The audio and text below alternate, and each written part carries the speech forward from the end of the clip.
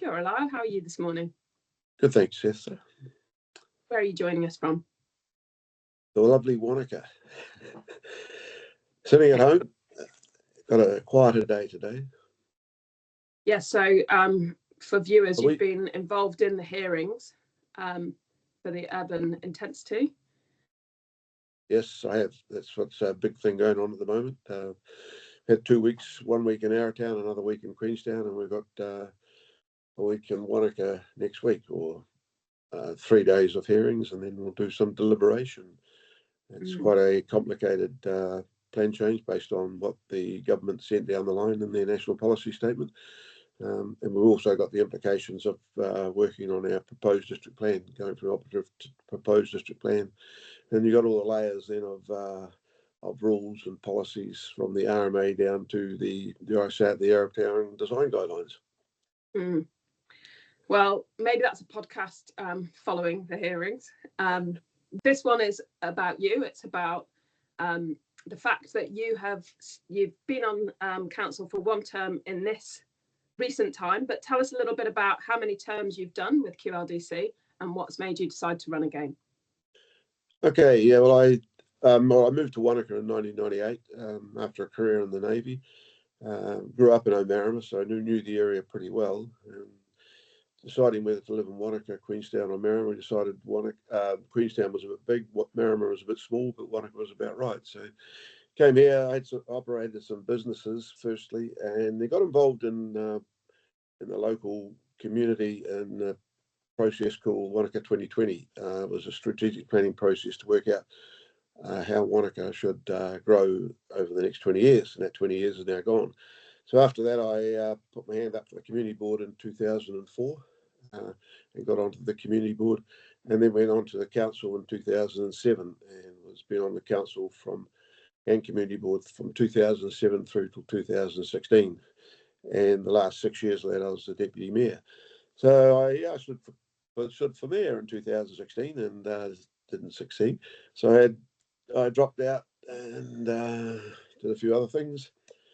And in the last election, I sit looking from the outside, looking back in, and I got a wee bit anxious, frustrated. Thought I'll put my hand up again, and I got re-elected. So that's I enjoy working with the communities. I really like to get things done, and over the 15 years I've been involved, I think I've got a reasonably proven record. Big projects like the Wanaka Rec Centre, the pool, that was a major, getting the location sorted out and then getting it over the line for funding and acceptance by the communities. So yeah, now I'm putting my hand up again because 3 years is very short.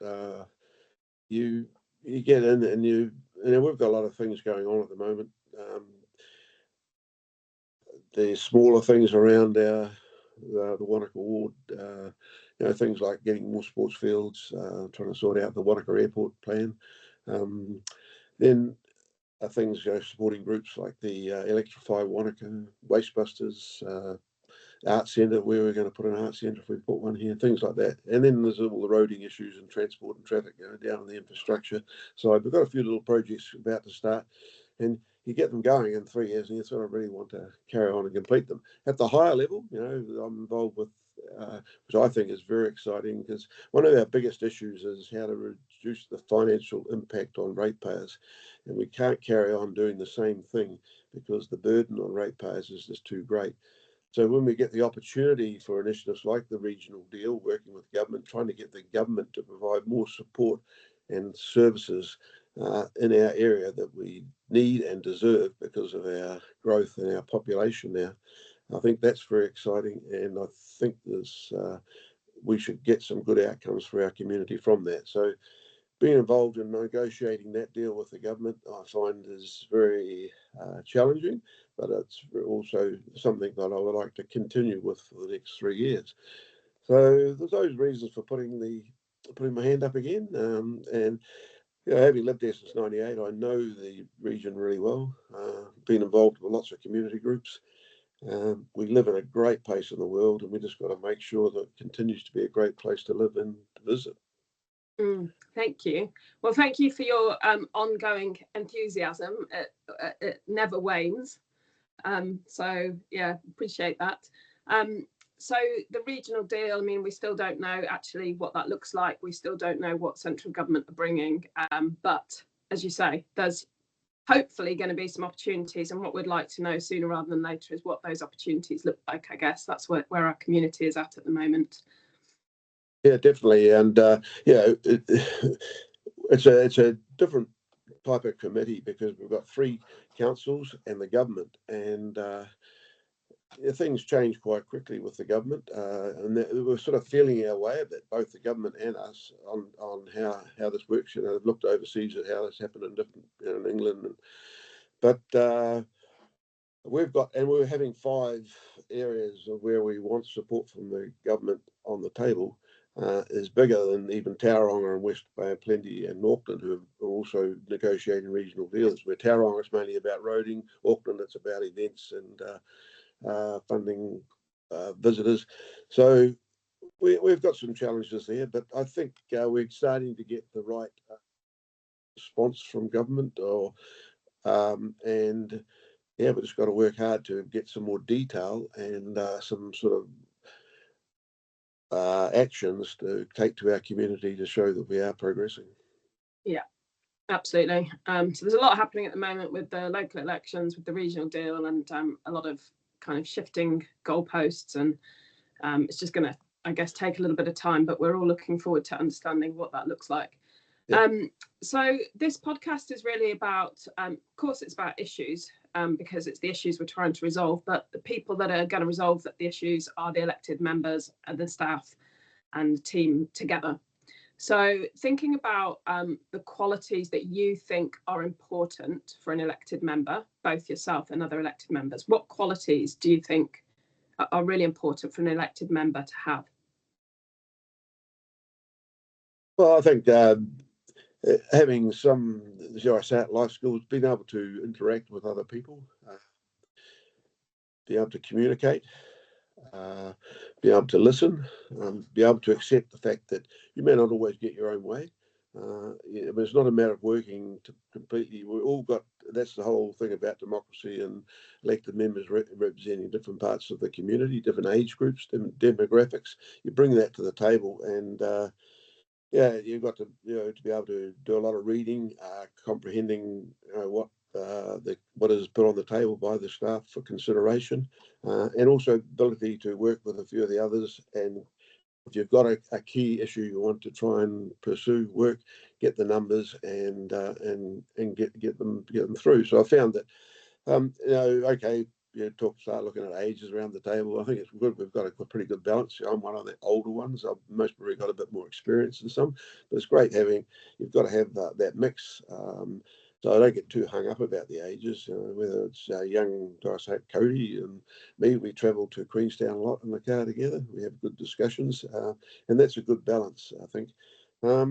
Yeah, having some expertise, and I picked up a lot of skills in the Navy dealing with people, managing people. When you're on a ship with 250 people for 6 months, you learn how to interact, and so I say a fair bit of tolerance and that sort of thing to make sure that you keep functioning in a way that's to the benefit of the people who have elected you, all the communities you represent.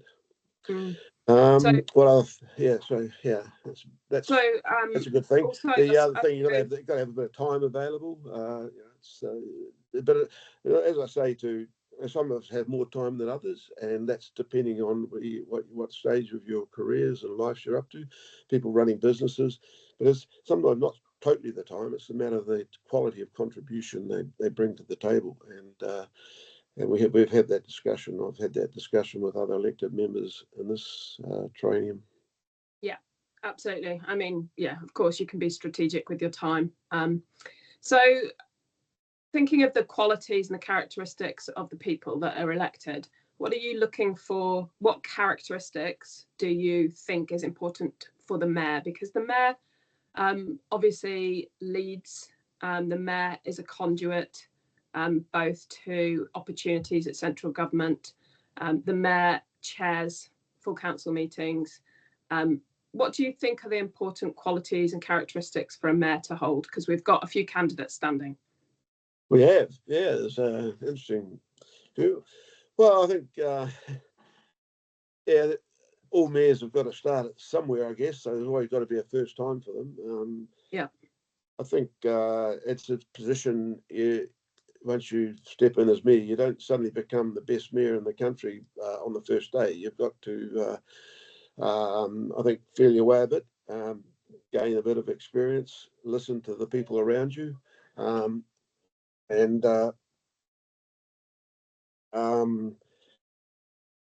yeah, it's what else? They also have the ability, the confidence to be the voice of the council. Quite often it's the mayor that's the fronting the thing, especially when we're dealing with things like at the moment dealing with central government. You've got to have a reasonably good presence and the ability to, I suppose, move with the mood of the interactions or conversations you're in, and also be able to basically stand up for your council or the district that you're the mayor of, and pass that message on to who they're dealing with internally. There's all sorts of questions about the quality of how you run a council.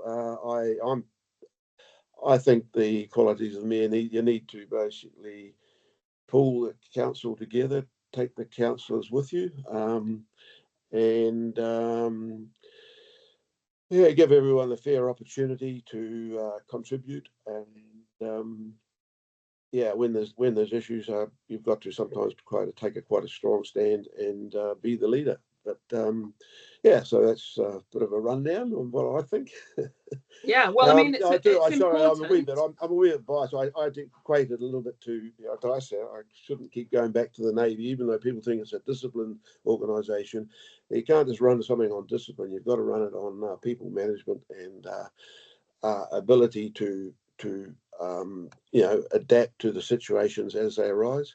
Don't be too fixed in your ways, because we had experiences where I come up with all sorts of different scenarios all around the world, and so you bring that into the local environment. I still think, whether you're managing a ship or a council or something like that, you've got those are the sort of things you've got to keep in mind. Okay, thank you. It's a good overview. So politics is fraught with egos at a global level.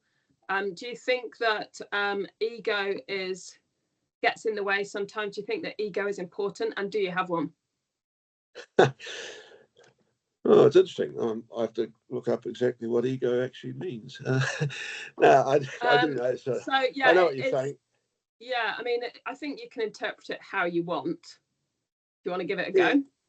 Okay. Oh, yeah. I don't think maybe I have. I don't think I've got too much an ego. I've got my views on life, but I'm just more in favour of representing the communities. I just so embedded, should I say, in our district and our communities, and wanting to do well. We can't satisfy everyone, and I've been criticised even yesterday. Some of the decisions we make. Yeah, we can't satisfy everyone. Sometimes the decisions aren't quite right. I don't agree with some of the things that are decided, but it's democracy. And if you get too hung up on your ego and you're losing your way, then you're not going to be a good representative for your communities. Okay, thank you.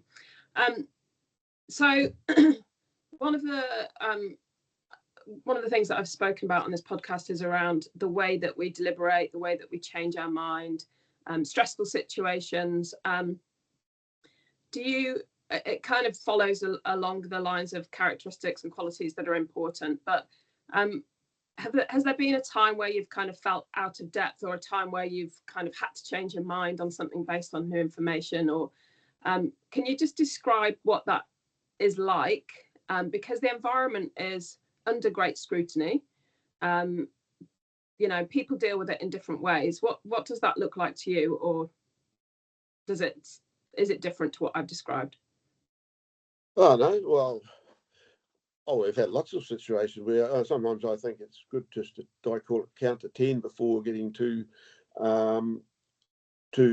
strong in a position. And I've been bad at that sometimes. I'll react a bit quicker than I maybe should have. So sometimes before you sort of send an email or start making statements at the council table, just have a count to 10, listen to what other people are saying. You might think that you are right. And I've had it with the community board. I've had strong views on something, and the other action was taken, and now I have to step back and say, oh yeah, well most probably they were right. No, I wasn't as much onto it as I should have been, or wasn't in my. And so I appreciate that. And sometimes, hey, we're not always all right. We might think we've got the best solution or the best outcome, but yeah. So I think it's sometimes best just to take a wee breath, think about it, and then be careful and be very confident. And when you do want to speak and say that you think you're contributing in a positive way or useful way, should I say, to the deliberation or the discussion. Yeah. Okay. So we're drawing towards the end of our conversation. You're probably pleased to know. Crikey. Okay. Time flies when you're having fun, Lyal. So if you don't get in, what will you be doing the next day? What Playing does golf. Lyal's life look like? Now we need more time for this, don't we, Lyal? Playing golf? No, paperwork golf. What'll I do? Well, I'm involved in. Still involved in quite a few other community groups. I'll keep being active in the community in other ways. But I suppose like I say, I'll have more time for golf. But what else? You're pretty modest. I mean, you're involved in an awful lot, it astounds me. So I imagine that you'll still continue to be a very busy person. Let's kind of lead it towards the end then. So thinking about some of the things we've spoken about, which are the qualities of the person, their worldview, what they bring to the table. We've spoken a bit about the Navy. Do you bring a certain kind of worldview? Everybody brings a worldview, their life experience, the way they look at the world. What's yours? What does that look like? My worldview? Well, I could say world peace. Peace. But yeah, even though I was in a defence force, so yeah, we argued to keep the peace rather than so much what do you call it, conflict going on. So yeah, I'd like a world without so much conflict, and that's the same right down at the local level.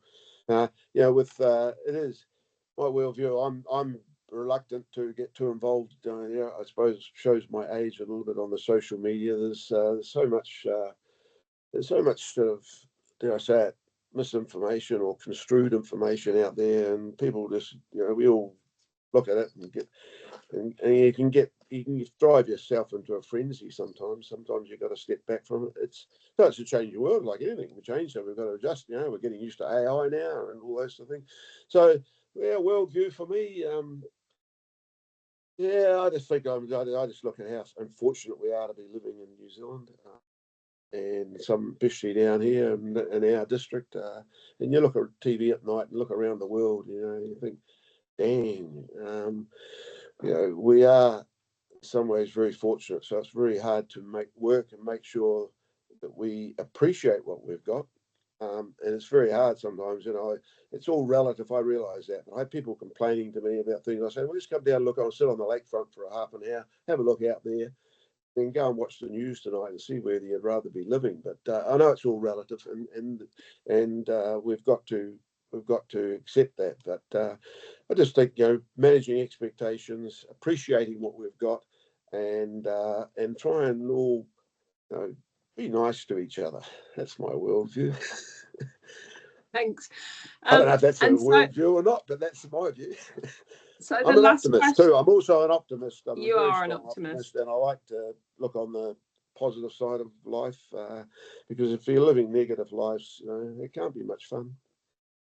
So let's finish up with the original question of the podcast, which was what can possibly go right? Framed that way because there are some strong perceptions and also acknowledgements that a lot of things have gone wrong, or some of them are in our control, some of them aren't.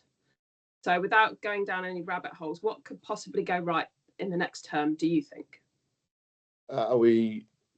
We negotiate a really good regional deal that's really strongly supports our sub-region and reduces the financial burden on our ratepayers. That's a thing that should go right, could go right, hopefully will go right. Other one is to, things that go right, we're going to not have any natural disasters, because we are in a very vulnerable area, quite isolated. So the thing that would go right if we don't have a natural disaster, that's sort of a reverse.